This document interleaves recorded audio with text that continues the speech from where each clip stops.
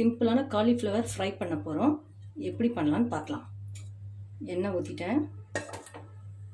நான் காலிஃப்ளவரை சுட தண்ணியில் போட்டு மஞ்சள் போட்டு க்ளீன் பண்ணி எடுத்துருக்கேன். இப்போ இந்த எண்ணெயில் இதை போட்டுக்கலாம். எண்ணெயில் போட்ட உடனே நல்லா வதக்கிடலாம். இப்போ கொஞ்சம் வதங்கிடுச்சு. இதில் நான் ஒரு 1/4 ஸ்பூன் மஞ்சள்தூள் போட்டுக்கிறேன், 1 ஸ்பூன் மிளகாத்தூள் போட்டுக்கிறேன், 1 ஸ்பூன் உப்பு போட்டுக்கிறேன்.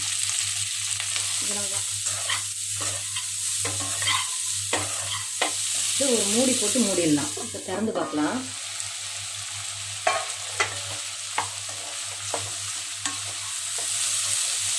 தண்ணியெல்லாம் இல்லை இதில்.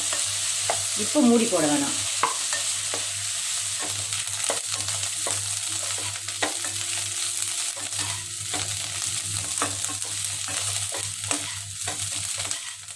பாருங்க, நல்லா வதங்கி வந்துடுச்சு. இப்போ நம்ம வேறு பாத்திரத்தில் மாற்றிடலாம். ஸ்டவ் ஆஃப் பண்ணிட்டேன்.